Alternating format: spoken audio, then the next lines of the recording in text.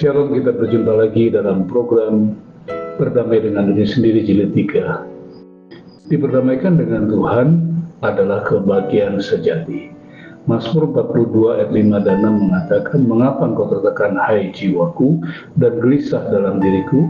Berharaplah kepada Allah, sebab aku akan bersyukur lagi kepadanya, penolongku dan Allahku.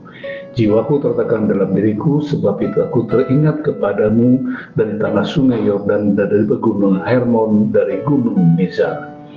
Hidup memang tidak selamanya indah. Tidak semua yang kita inginkan bisa menjadi kenyataan, meski kita tahu yang seharusnya kita prioritaskan adalah apa yang kita butuhkan, bukan apa yang kita inginkan.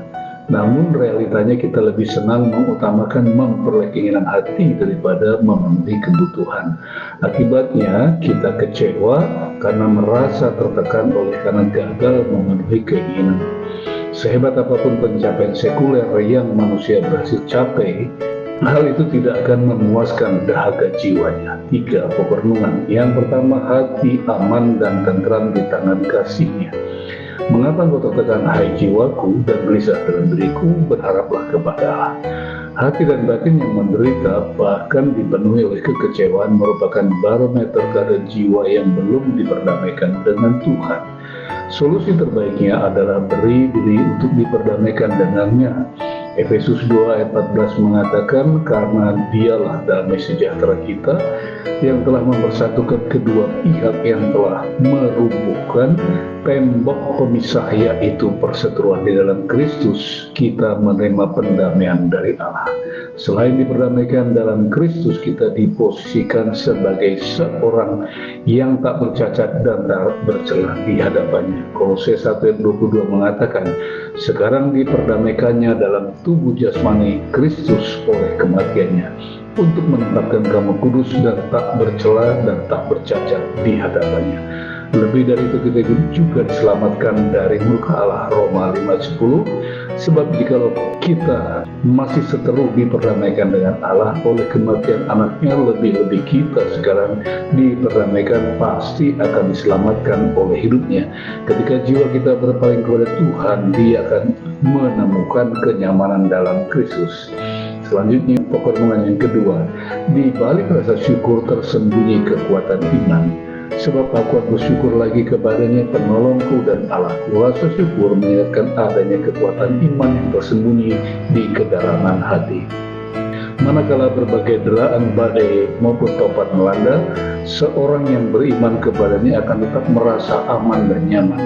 Sebab dia tahu ada Allah yang setia, yang selalu memberikan pertolongan yang dia butuhkan. Mazmur 4 ayat 6 dan 7 mengatakan, "Banyak orang berkata, siapa yang akan memperlihatkan yang baik kepada kita? Biarlah cahaya wajah-Mu menyinari kami, ya Tuhan. Engkau-lah yang telah memberikan sukacita kepadaku lebih banyak daripada mereka ketika mereka kelimpahan gandum dan anggur." Tidak ada yang lebih membahagiakan selain daripada berlindung dalam perlindungannya. Allah bagi orang percaya dan rendah hati adalah perlindungan yang teguh dan kekal.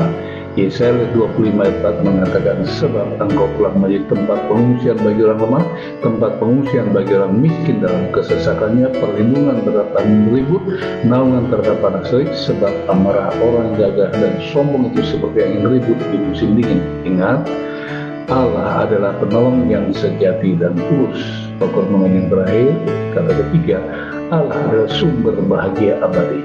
"Jiwaku tertekan dalam diriku, sebab itu aku teringat kepadamu dari tanah sungai Yordan, di pegunungan Hermon, dari gunung Mizar."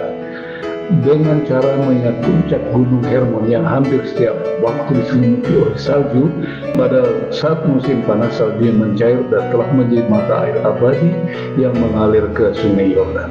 Kenangan ini memacu pemazmur untuk mengingat kebaikan Tuhan yang senantiasa mengalir dan menyandarkan seluruh pengharapannya kepadanya. Demikianlah orang yang senantiasa memandang pada Tuhan dan menaruh harapnya kepada Dia, yaitu sebagaimana air hidup itu mengalir secara konsisten membasahi kekeringan jiwanya. Mazmur 16 ayat 8 dan 9 mengatakan, "Aku senantiasa memandang kepada Tuhan, karena Ia berdiri di sebelah kananku, aku tidak goyah. Sebab itu hatiku bersuka cita dan jiwaku bersorak-sorak, bahkan tubuhku akan diam dengan tentram. Hanya Tuhan sajalah yang sanggup memberikan kita dengan kedamaian dan kebahagiaan yang sejati. Saya tutup dengan 3 closing statement. Yang pertama, seberapa hancur atau remuknya keadaan itu bukan berarti harapan telah sirna.